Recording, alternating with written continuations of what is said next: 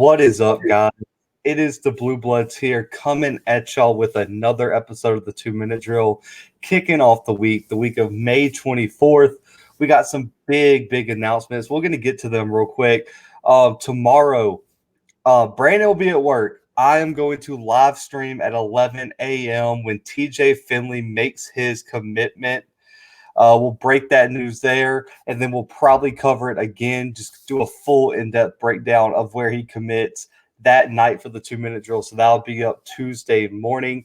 He officially announced he will be committing, though, 11 a.m. He has four finalists, which include Alabama, Auburn, Penn State, and now I'm blanking out on the fourth one. I believe it's Houston, if I'm not mistaken. So we will cover that. And the other thing is, make sure to go check out our Akil Glass interview from last week. And we had a breaking news episode this weekend. We almost never post on the weekend, but a Quincy Casey commitment will get us out of hiding, and he committed to Alabama A&M. So go check out our breaking news episode from this weekend. Y'all supported the heck out of that one. So shout out to y'all. And the final announcement, man, I don't know how y'all did it. I'm mailing out the merch from our 100 subscriber giveaway Monday. Y'all already got us to 200, man. I can't be happier, man. Y'all are the best fans out there. So I'm picking 5 more people. They'll be announced on tomorrow's 2 Minute Drill, Tuesday, May 25th, 2 Minute Drill. So we will announce the 5 winners then, and we will send y'all out the merch. And so we appreciate all y'all support, man. So make sure to tune into the 2 Minute Drill tomorrow to see if you won the giveaway. And of course, once we get to 300, we're doing another one. And man, we're already at almost 210, man. I don't know how y'all keep doing it, but y'all are out there riding for us. But let's get into our one storyline today, man. It was kind of a big storyline last week. It just kind of got caught up in the fray, but 4-star Texas recruit Jaydon Blue has decided, Brandon, that he is going to sit out his senior season of high school football. He made the announcement on Twitter on May 20th, and he was playing at Klein Cain High School in Houston. Brandon, he's a 4-star running back, 48th ranked player in the class of 2022. He's the number 3 running back of the class. And last year, Brandon, in 1 year, ran for 2,100 yards, 30 touchdowns, and averaged over 9.5 yards per carry for the entire season, which is a ridiculous stat. Texas was asked about this. They said they knew about his decision before he announced it. They support it. The recruitment's still on. His commitment's still on. So this has no effect on his recruitment. And this kid held offers from Alabama, LSU, Florida, Florida State, Georgia, Ohio State, Oklahoma, among pretty much everyone in the country wanted this kid. And he has a 2nd-round future NFL grade by Gabe Brooks for 247. And his pro comparison, Brandon, is Jonathan Taylor, your guy who you are absolutely in love with. So that is his pro comp, Brandon. But I want to get to this. Well, first, I want to ask you, is this a good idea or no by Blue here? So is he's just skipping the season, right? He's not like, is he out of high school? No, he's staying like in high school. He's just not playing football. Okay, well that might change my answer a little bit then, because I was gonna be like, don't drop out of high school, don't do that. No, because I think you have to have a degree, I'm assuming. Well, I assume you probably get your GED too or something, but stay in school. I don't know, man. It's super weird to start with. Like, yeah, a lot of people like have to sit out of their last year of high school because of injury or well, mainly injury, but for several different reasons. To just opt out altogether is odd. I guess I kind of see where he's coming from. Maybe he's trying to avoid one of these injuries, or maybe he truly is putting all his focus into preparing for next season. But you'd think that the best way he can prepare for next season is by actually playing, right? I mean, if your reason is that you don't want to be injured, you can get injured training, man. Like, what are we talking about? I don't know. It's a super weird situation to me. I don't know that I agree with it. You know, this isn't even anything that I would have ever considered. I would have thought other people would have considered, but I guess at the end of the day, it's his decision. He can go about this however he wants. He's already got that I guess, that scholarship to Texas. So it's not like they're going to revoke it at this point. So cool, whatever. Especially when you're a top 50 player. So I want to ask. So I'm gonna ask you this question from two different perspectives, one at a time. I want you to kind of give me on like how, like, kind of tell me how you would feel. So we both went to the same high school, Brandon. We were on the same high school team. We've never had a top 50 recruit in the history of our high school, even though we're 7A Alabama football. Like, we've had kids get scholarships, but not at this level. So first perspectives, if you're a teammate, so let's say the quarterback for Baker High School, top 50 recruit, opts out of the season. You're in the senior class with him, and y'all have a chance to go do something special, and he opts out to protect himself from injury. He has a scholarship to Alabama, Texas, wherever. How are you feeling right now? Bad, I guess. It feels like your teammate's giving up on you, right? So I guess that's kind of like a sign as well to Texas, like, what's going to happen if this guy plays for 2 seasons for us? And it's like, you know what? That third year, I'm out. I'm not going to play anymore. I'm going to prepare for the draft, which I guess we did see a lot of this year with COVID and everything. I feel that's a little bit of a different situation, but it's all similar, I'd say. And if you're a college coach who is giving away one of your scholarships to this player, if it's me, I'm kind of seeing this as a little bit of a red flag. Obviously he's top 50 in the country. He's not going to get his scholarship revoked. I already mentioned that. But I mean, if we're talking about like a fringe 3-star player you offered a scholarship to, I would consider revoking that kid's scholarship, because he is going to sit out. We don't know what he's going to do over that year. He says he's going to prepare. Well, number one, he quit on his team. Number two, who's to say that he's actually going to get out there and prepare, and he's not just taking the year off so that he doesn't get injured or whatever? To me, it kind of I could see a perspective of somebody who thinks that he's just doing this for himself and for nothing else. So I could definitely see a bunch of these like fringe 3-star players getting their scholarships revoked by coaches at schools that are have a ton of players competing for these scholarship spots. So I have to ask you, I mean, honestly, I don't think this is going to be a trade for 3 stars, but I mean, if Quinn Ewers came out tomorrow and said, hey, I'm not playing my senior year, I'm the consensus number 1 overall player. Like, so the argument I've seen for it, Brandon, is like, what do they have to gain by playing? You just came off a historic season. You averaged almost 10 yards per carry, top 50 recruit, borderline 5-star kid. If someone like Quinn Ewers or someone goes next and says, hey, I'm not playing, I mean, or if, let's just go back. What if Trevor Lawrence did play his senior year? Would anybody care? No. I mean, well, it would definitely be like a headline. Like, people would mention That's true. it. Yeah. Sure. Yeah. I mean, he mentioned like one thing and the whole NFL world about erupted. Right. Well, I mean, think about this, Zach. This is a headline. It's another sport, but did you see the headline about that kid who plays basketball and he's actually skipping his senior year of high school to sign a contract with the G League? Like, he was a junior in high school last season. It was that it started with the S. Like, his nickname was like Scoot or something like that, because he was Auburn was one of his finalists. Right. And a bunch of the Auburn fans were pissed because that's like the 4th straight player we've lost to the G Leagues in like the past like year. But I mean, so I feel like that's different though, because like if you told me right now he would skip his senior year of high school, but he would get to enroll in Texas this fall, that'd be a different. I feel like that's more of a comparison to the basketball kid, because he's going to the NBA. Yeah, that's true. I mean, I don't know. To me, it's well, I guess it is a lot different. I'll take it back. Never mind. Yeah, bad example for Brandon. Backstep. I'm going to backpedal on that. That was a little bit out there. But. So the other perspective I was going to ask you. So what if you're the 4 or 5-star player in Baker High School? That, like, I mean, you've proven everything, Brandon. Like, you've been the 6A or 7A state player of the year. You've done everything. And you're just trying to protect yourself, like, and everyone's, giving an opinion. Like, would you consider opting out if you were that 5-star kid? Yeah, I'd definitely consider it. I mean, no question about it. You have to. And to this kid's, I guess, I guess, to side with him here for a second. He's doing this a year after there were a lot of kids who did this because of COVID.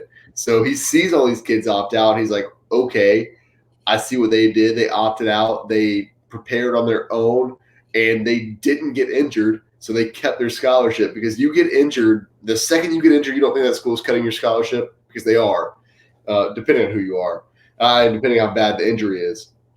But I mean, if you let's just say you tear your ACL and you're not guaranteed to start next season, you're not guaranteed to like walk straight on and play, they might consider like dropping your scholarship and giving you like a, you can be a preferred walk-on for a year and then earn your scholarship after that, something like that, depending on what you are. And I'm not saying that would happen to Jaydon Blue, because he's Jaydon Blue. He's a top 50 player. He's one of the top running backs in the class. But once again, I mean, you get like, let's even say like a fringe 4-star guy. You don't think that teams would like a team like Ohio State or Alabama would see this kid get injured his senior year and potentially cut his scholarship? Because I think that's a reality. How many 4- and 5-star players go to Alabama and never see the field? There's a lot. Like a bunch. So actually, I don't think it's out of the realm of possibility. So what this kid's doing, I definitely see where he's coming from, especially after last year, where like I said, a ton of kids opted out. Yeah, and so this topic, I saw All Script Scotty, our guy Scotty, cover this, and that was the point that I saw on the live stream, is like, man, I mean, you just watched what, Brandon? How many top 50 players last year actually got to play? Yeah, not very many. Not many, especially on the West Coast. The West Coast, nobody got to see the field, and I mean, Corey Foreman was the number 1 recruit in the country. Right, I was about to say, that wasn't even like an option. That was just like, hey, yeah, let us. Exactly, and so I think this laid the blueprint. So like the way I look at it is this COVID season that a lot of these other high schoolers had. It's kind of like when Leonard Fournette and Christian McCaffrey first hit out of the bowl game. A lot of kids are probably like, I didn't even know that was an option. Right. Like, and so now, I mean, so when you look at it, and so Brandon, here's what I want to give you. So I support this, actually. I know that I'm usually on the other side of like issues like this. I do support this. It is because of this. Brandon, I know none of, okay, this is going to sound so bad, and I'm probably burning some bridges. Do you feel like you were receiving A+ grade A training at Baker High School as a football player? No. What? No. Could you have gotten better stuff if you opted out and went and trained with professionals? Yeah, for sure. Yeah. So I know probably live in any given town that are willing, like an ex-NFL player who lives in like a somewhat decent sized city, who's probably going to be willing to train you for X amount of dollars. There's probably a couple. Yeah, I mean, and so when I look at this, I'm like, man, what if they can go to some of these academies that we see, or these, if it's a quarterback, they go to one of these quarterback camps with like Jordan Palmer on the West Coast. Like, I feel like it's going to prepare kids to be almost more ready to come in and start immediately. And so, Brandon, I'll also look at the early signing period. That's like right in the middle of like just at the end of the high school season, where you got to play and then you're immediately on campus for bowl game workouts. So it's going to keep them fresher to enroll early and compete earlier. And it just gets you more prepared for that college lifestyle where you're coming in and working out every day. And I like this point that I heard Scotty make on All Script Show, is that what is that? Okay, state championships are great. I get it. Me and Brandon never won one, whatever. We don't know how it feels, whatever you want to say. What does that do for you at the next level, Brandon? How many high school champions are, winning college national championships? How does it help you at all?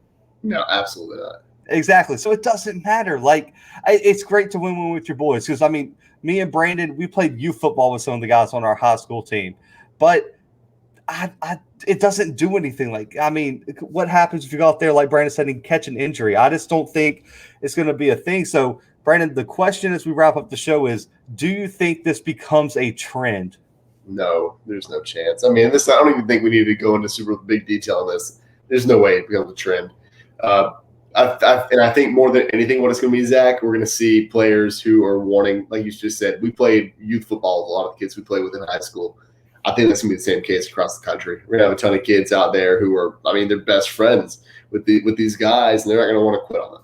is what it's really going to boil down to. And there's not that many players as good as Jaydon Blue who are going to be able to opt out and then everything just be fine.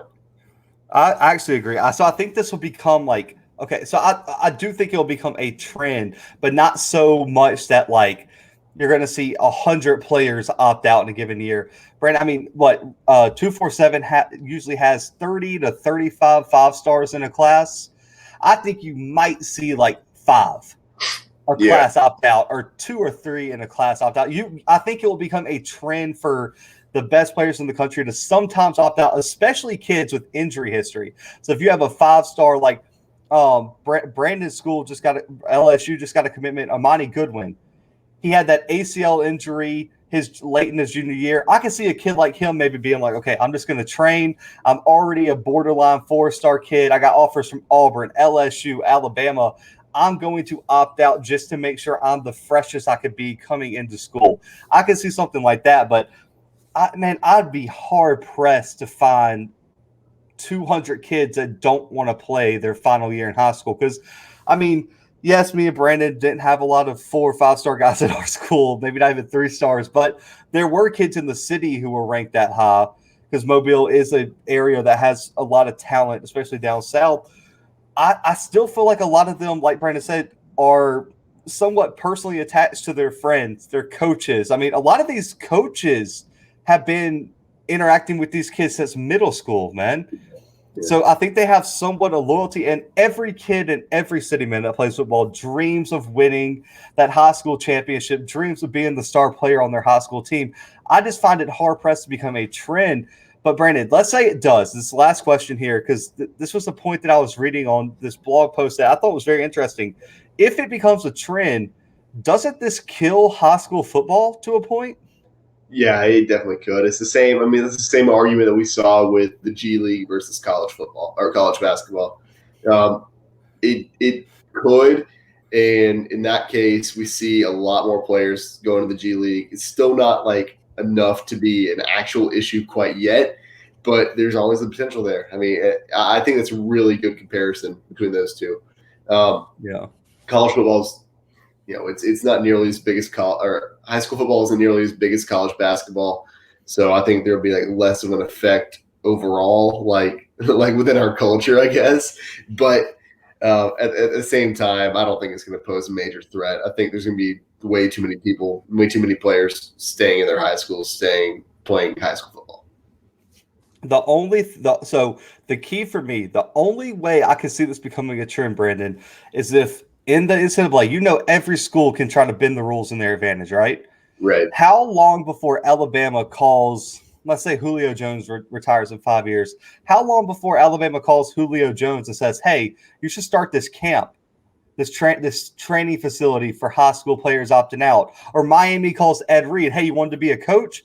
Why don't you run this training facility down in Miami for opted out seniors to train and get ready? How long do you think I think for me, that would change the entire argument, because I can see that becoming a trend. Yeah, I could too. I think it's going to become real fishy, because every college wants to get their foot in the door, and starting those training facilities could be huge if you have an alumni running that training facility for these high school players. So, guys, comment below. Do you agree with Jaydon Blue's decision to skip his senior year of football? And 2, do you think it's a trend, and do you think it's a good trend or a bad trend for high school and college football? Let us know below, man. We'll post some of the comments on the next episode. But, guys, make sure to subscribe. We're on the road to 1K. I can't believe y'all got us this high already, man. So we're going to announce those 5 winners next episode. And, of course, everyone who won the 100 subscriber merch, I thought I had some time to get everything together. We had to order all the merch and everything. That's be mailed out Monday. So y'all should be getting it later this week, early next week. So we appreciate y'all 5 winners, and I can't wait for y'all to show off some Bluebloods merch. We got the long sleeve shirt here. So make sure to subscribe so y'all can get some merch. But, guys, also go check out our next Pac-12 in 31 Days episode. We had Oregon. The Oregon episode posted today. It was an awesome interview. We even solved the debate, Brandon. Was Dyer down? So make sure to check it out. We debate whether Michael Dyer was down, and a bunch of Oregon football. Make sure to go check out our Akil Glass interview and our breaking news episode where we break down Quincy Casey's commitment to Alabama A&M. Shocked the entire HBCU SWAC world. But guys, I personally will see y'all at 11 a.m. after TJ makes his commitment. And of course, me and B-Dub will be back tomorrow with another 2-minute drill episode. But for myself, for B-Dub, the 2-minute drill, and the Blue Bloods, we are out.